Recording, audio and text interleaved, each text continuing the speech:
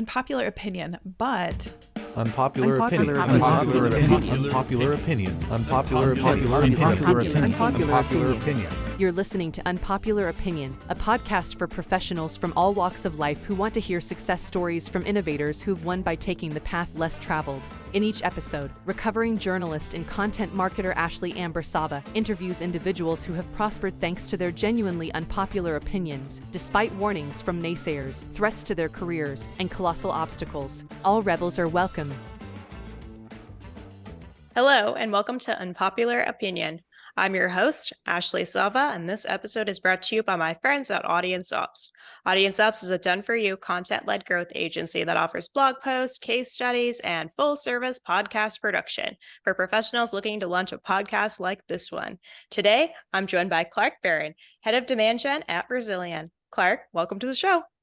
Thanks so much. I'm super pumped to be here. Anything called Unpopular Opinion, let's get down to it and talk about some actual unpopular opinions. I know, as long as they're genuine, We all know how it goes with the unpopular opinion tagline on LinkedIn and other platforms, and you get to the bottom and you're just like, that was not a hot take or an unpopular opinion in any way. You're half expecting to see hashtag common sense. Yeah. Oh yeah, I'm done with that, which is kind of the irony of my title and the show. I actually all came from just being always let down by that hook. Fair enough. Yeah. But anyway, I am very excited to talk to you today. I think you have a topic that a lot of my audience is going to be very intrigued by, which is that you say the only difference between marketing and cybersecurity is that one of them is legal. Can you elaborate on that a little bit? Not necessarily cybersecurity, but a cyber attack, right? So, there are very few differences in what we do is in marketing campaigns and a cyber attack. And I didn't realize that until I got into the cybersecurity industry as a marketer. And, stats just look a little weird. Why is an engagement on this? And so I started talking to some of my connections I'd made on LinkedIn that were on the other side of the fence, buyers. And it opened the floodgates for me because I started to realize that if you break apart like the high level architecture of what a cyber attack is, step by step, it's basically what we do. Malicious actors online, they need to identify their targets, right? So they do recon. Well, we call that persona building. They figure out what kind of payload they're going to deliver. We develop content, and it just goes on and on and on. The final thing in a cyber attack is just to maintain a foothold on whatever vulnerability you've exploited. And so we nurture accounts until they close, just ad nauseum. And so I started to realize that what I was doing and what we were all doing as marketers in cybersecurity, those buyers, whether they realize it or not, considering how similar what we do or how similar marketing is to cyber attacks, I realized that I'm trying to market to world-class experts at defending against exactly what I'm trying to do. I've recently said that, if you can make it in cybersecurity marketing, you can make it pretty much anywhere. Like you're playing on hard mode. Good luck trying to get a world-class expert in cybersecurity to click a link in an email, and it just goes on and on, it's wild.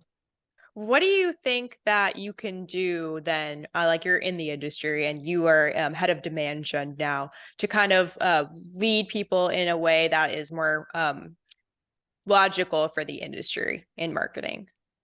So there's a marketing philosophy that's like build your product in plain sight. Let people see that process, right?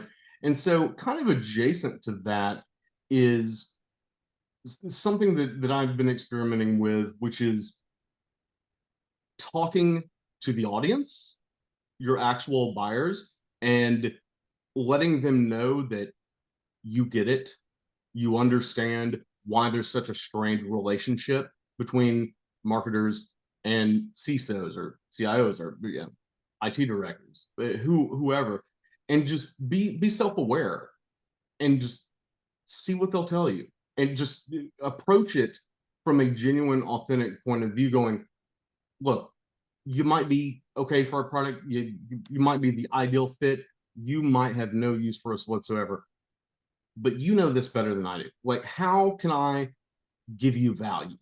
How can I just not ask for anything in return? I just, as much expertise as you can give me, as many insights as possible, whatever you want.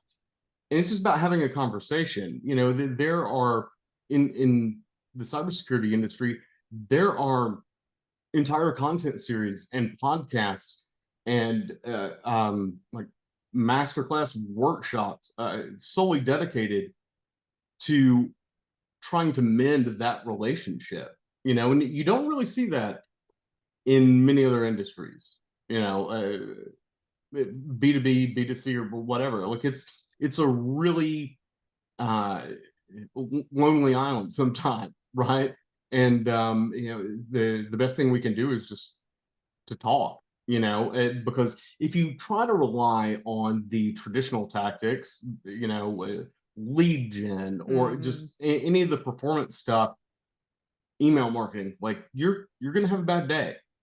And so, like, you know, the same way that malicious actors find vulnerabilities to exploit, we as marketers have to find a new exploit. Like, the game has to change.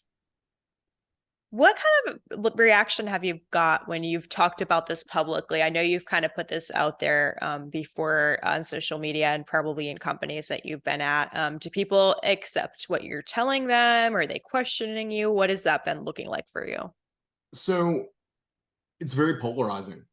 It is. And I have that level of self-awareness. I know it is, but I think it's something that we have to talk about. The reaction has ranged from vilifying me, and because it marketers aren't hackers. Like, first of all, hacker is not a bad term. You know, we're not malicious actors. Like, all I'm trying to say is that here's why some of the things that you might be doing are not working. And if you would just build in plain sight, if you would just talk about it and just bring it up, then, you know, well, let's get out of the echo chamber, as it were, and like start having real conversations about how do we solve this problem? How do we get out of this rut?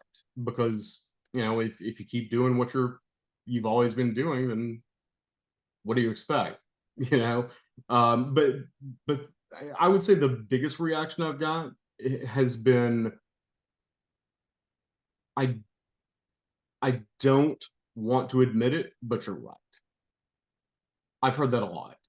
And it's one of those things that's like, oh, I get it now.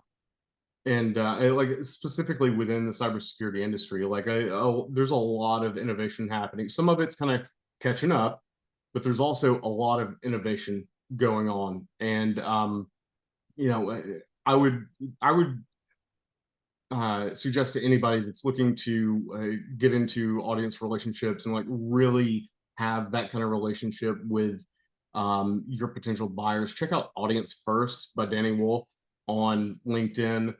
Just masterclasses, exactly how to nurture those relationships without it being fake. You know, you just call it like it is and just attempt to have a genuine, authentic buyer marketer relationship. Have you had to go in and coach people on your teams and things about how to kind of take what they've been doing before and move it into more of the approach that you're talking about now? Well, I think I think that's happening a lot.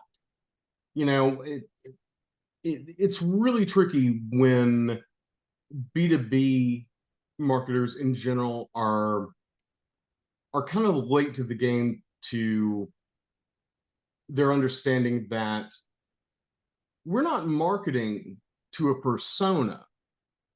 We're marketing to a human being. I don't care if it's B2B, that person is still a consumer. It just so happens that B2C, as another acronym to throw into the jargon, was already taken. They're still people. And that's something that B2B marketing specifically could stand to really take notice of. I've talked to people about it, and I've had some people approach me, and it on the teams that I've been on, it's been a pretty concentrated effort. It's been really collaborative because I encourage people, on your team or any consulting work, whatever you're doing, to just take a step back and just look at it from a different perspective. Look at it every time you're about to hit send, or every time you're about to hit post. Just think to yourself, what would I do if I got this? And sometimes that's all it takes, right? There's so many things that in just traditional B2B marketing that I, as a demand gen marketer, am constantly bombarded by cold outreach, by just pitch slaps, just all the, what I'm talking about, all the time. And so you would think, as much as we get that sort of nonsense, that we would stop doing it. But all too often, like especially with demand gen, a lot of marketers just aren't given the time to do their research and to shift gears and to go into a new gig, for example, and just take 2 weeks and audit everything, just pick it apart. And then a lot of marketers just don't have the fortune of having leadership sometimes that are open to that. Layoffs all over the place, budgets getting cut, nobody has time, and it's understandable. But if you're actually concerned about long-term growth, and you need to take a step back and really reevaluate what you're doing, because they're people, they're not personas, they're smart. Well, and I think a lot of the activities that you've been mentioning that we keep doing, that, I mean, none of us, I don't know anybody who's like, I love getting pitch slapped on LinkedIn when nobody likes that. But I think a lot of it is because we get measured as marketers based on these outdated tactics. So we get measured not on if we're actually providing value or driving revenue, but on how many MQLs are coming down the funnel. And an MQL could mean anything. Yeah, that's a 4-letter word. The MQL it's a really nuanced conversation. And unfortunately, that's one of those things that if everybody, and I'm not just on your team, but cross-functionally, your BDRs, your A's, senior leadership, everybody, if everybody is not on the same page as to exactly how you're defining that, you don't even necessarily have to be defining it by a standard. There are standards, of course, that most of us follow, but if everybody's just not on the same page, that's a disaster waiting to happen. Because if you've got senior leadership or sales enablement functions, and they're all wondering hey, where are the leads? That's one of those things that you see a lot on LinkedIn, people talking about knowing that they need to get away from that, but just have their hands tied behind their back, sometimes through no fault of their own. Yeah, and I know you think that marketing has gotten in way too deep with sales these days. Can you give examples of that maybe you've had going on or that you know of? Yeah, that might be an actual unpopular opinion. I love that everybody wants to work in a collaborative environment. We all have the same goals. We're all focused on the long-term growth of the company, right? But find me one passionate marketer that loves what they do and got into marketing for whatever reason, I guarantee you won't find me one that says that they got into marketing to manage a team of BDRs. That doesn't And exist. right. And that's just one example, but the metrics, I'm a demand gen marketer at heart. I like having my hand as far down the funnel as I can possibly get it. But this is yet another thing like MQL that you really have to have a conversation about up front, even before you get the gig, right? You need to really have a good understanding of what you're going to be measured on, because if it's a dollar sign, that's a red flag, right? Like there needs to be a clear handoff there. And so I've been pretty vocal about just like, yes, we all have the same goals, but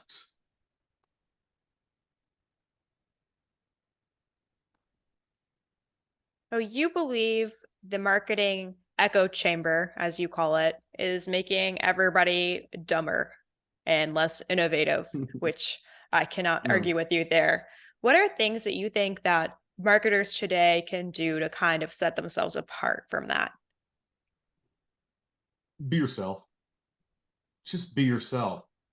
I know that everyone thinks that you've got to write a hook and you've got to make sure that the punch right after that hook comes right, space it just perfectly. So the second they click, like, I get it. I really do. But when you're relying on like the hooks, the bait and switches of the echo chamber, and then okay, you baited my click. It's clickbait, right? And so you then see a giant post and you get to the bottom of it and go, everybody else is saying exactly that. Exactly that. Whether it be,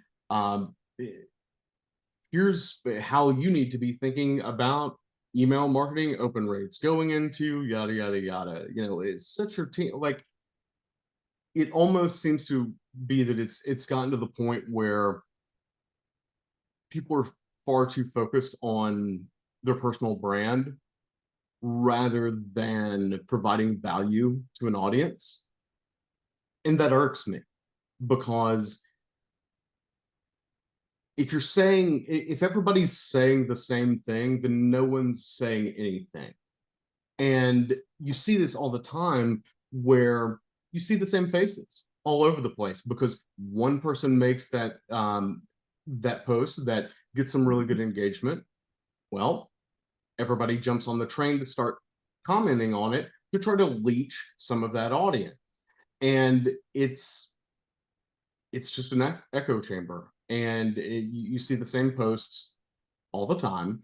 And I'm really looking for just people to follow that are authentic, that will say, hey, sometimes being in marketing sucks. Like, can we just talk about it?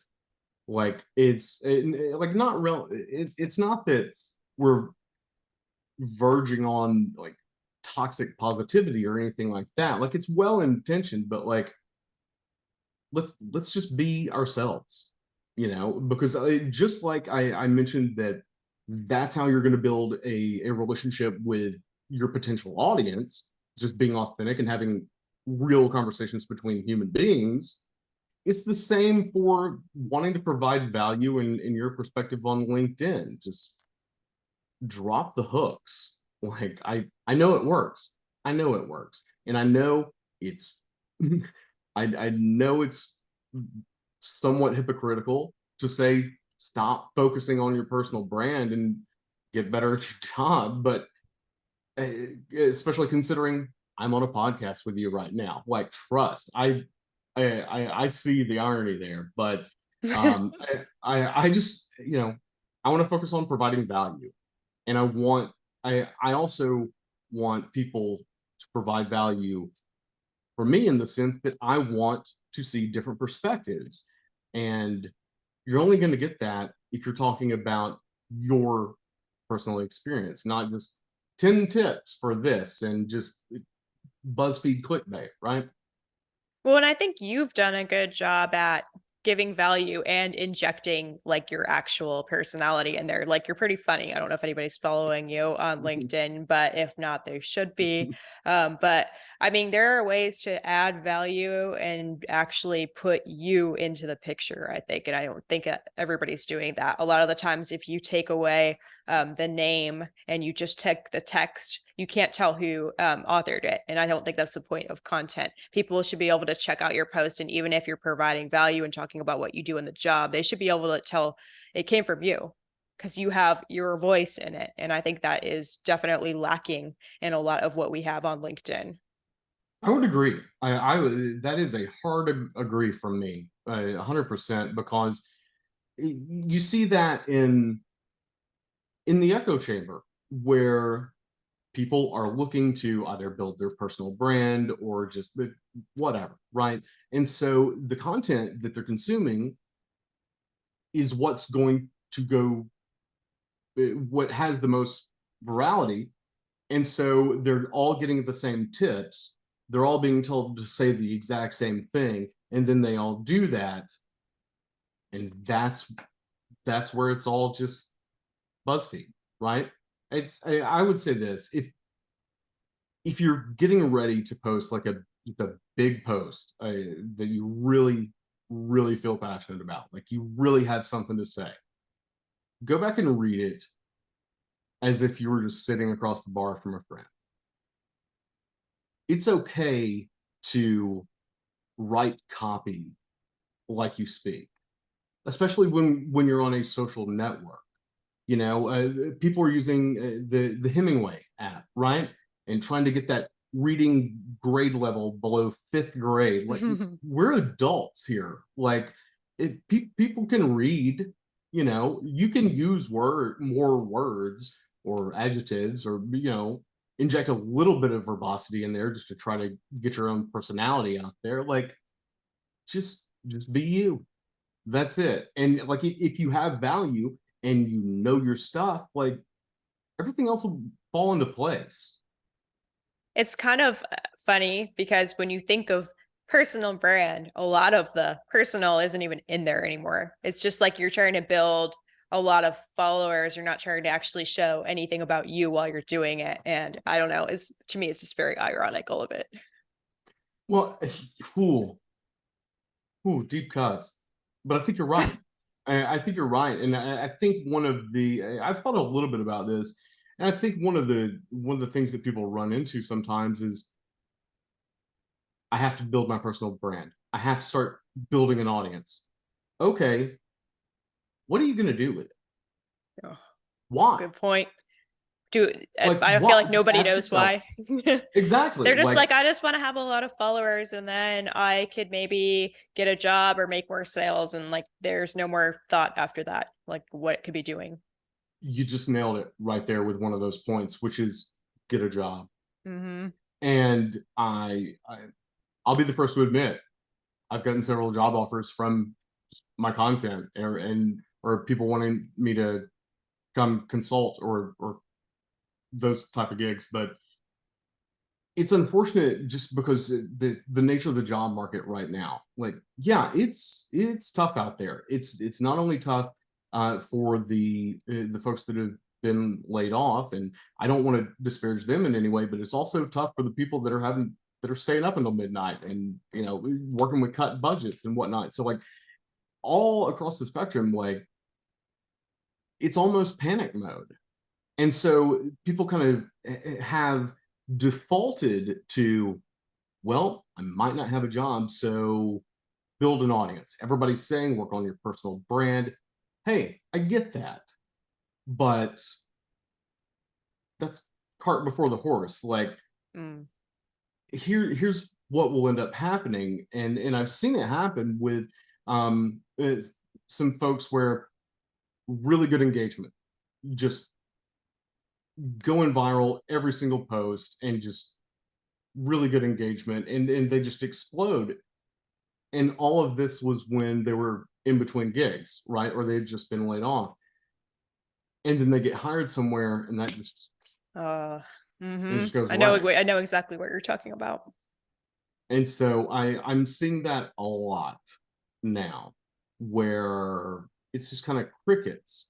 And so if you're doing it just to try to get the attention for a job, like, yeah, go for it. Like I get that. But this is just, I guess, goes back to one of my core values as a marketer is you just left your entire audience hanging. Like, because you didn't have a plan for the audience once you built it. Like, it's just, it irks me. Does that make sense? It does, and I know a lot of people out there now with the layoff aspect happening. They became kind of known for how tough the job search was. So they talked a lot about what was going on there, and they tried to give advice to people. And then when they got a job, then they were quiet because they didn't actually have any of those difficulties anymore. And you kind of left all the other people looking for a job kind of out in the cold at that point. And what are you doing with your personal brand when you're not looking for a job anymore then? Like, are you known for anything but, hey, for 3 months, I had no job and I applied to 200 and I told you guys exactly what happened at every interview and then I vanished. Am I going to do this again when I don't have a job the next time? I'm just going to pop back in when I have Yeah. time to do that. Like, that's not good audience nurturing. And I can see both sides of it. Like I try to have a little bit of empathy because yeah, you're pumped you got a new gig, right? Yeah. And you're also going to be slammed because you're probably either low on headcount or budget. And so it falls to the wayside. Like I get it, but it's just not one of those sustainable social models, you know. It's tough, you know. It's whether you're building your personal brand or you're working for a billion-dollar company, like your audience is your audience. You should care about them because your job, your livelihood, your reputation, your personal brand is really not dictated by you, it's dictated by them. And it doesn't matter if it's a recruiter or senior leadership you're interviewing with, or the kid straight out of college that's just looking for advice. You know, take care of everybody.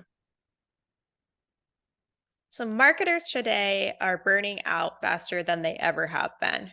What do you think that they can do proactively to protect their sanity? And can their managers help them better gauge their bandwidth? Like, what kind of things can people do to kind of combat that in the times that we're in now? Get as much information about the job before you sign the contract, Ooh. because once you're in, you're in. And make sure that no rugs get pulled out from under you. There's no bait and switch. There's no, hey, you're really good at this, so we're going to dump more on you. Set boundaries, protect your calendar, period. What kind of questions do you think people should be asking during the interview to make sure that they're not inadvertently taking a job that might not have the best values at stake? Ooh. That's tricky because you have to kind of walk a tightrope, but you can push. You know, you can really start to dig around and get a sense of like the personal politics, for example, or interpersonal politics within the company. Um, ask ask about other people on the team. Ask about the person whose job you're filling. Ask what they were measured on.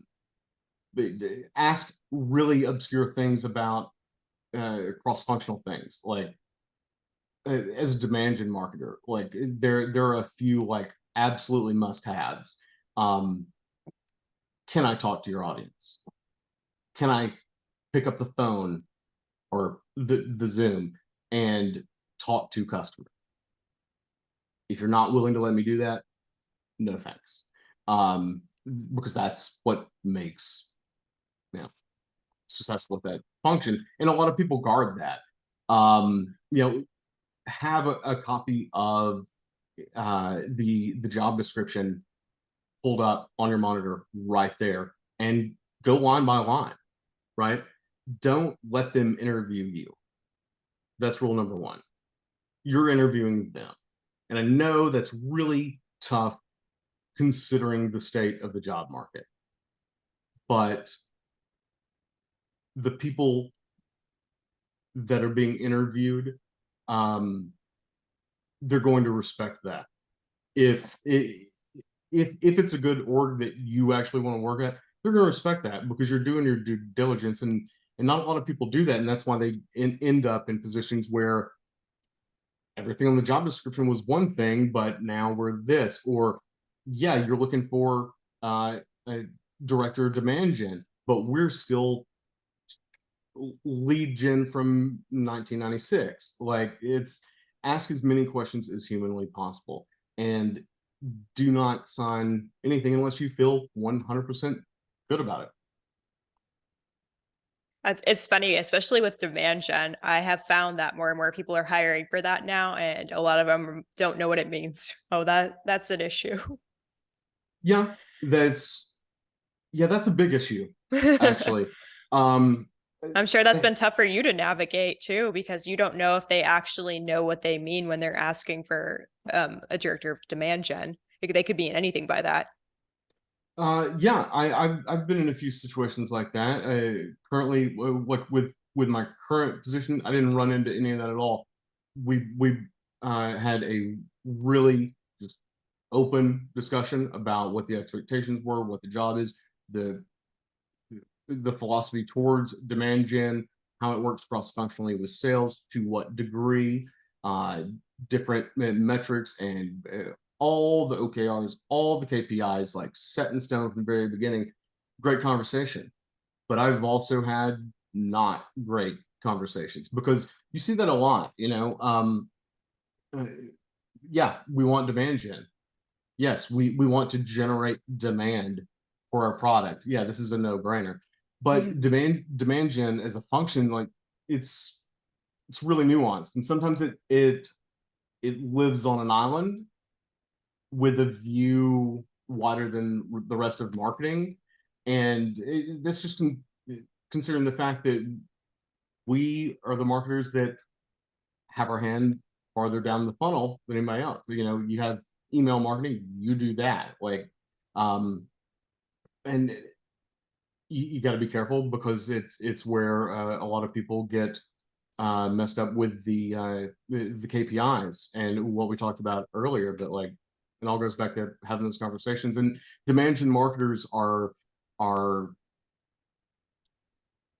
really in a vulnerable position, considering they're sometimes, and actually all too often, not afforded the luxury of getting their own function up to speed before senior leadership or founders, CEOs, whatever. If you're in the startup world, they're going, I got leads. Where are the leads? Where are the leads? That's not, we want meetings booked. We want to build authentic relationships with the audience, where you have to have that conversation. And this is for all the demand gen marketers out there. Like, you've got to market yourself. You've got to create, you're the product, and you're generating demand for you. And the way you do that is you talk to them like, look, we're worried about short-term leads and whatnot, but our function is for long-term growth. We don't want just the top fuel MQL dragster, right? Like, we want the diesel that just won't quit, and taking what you currently have and just building a demand engine out of that. It takes time. And yeah, it's, again, you got to have that conversation. You'll get in trouble real quick. You had a LinkedIn post a few weeks ago that I liked, and you mentioned that ChatGPT isn't going to ruin marketing. Marketers are going to ruin ChatGPT. I just thought we could talk about that for a minute because it made me laugh.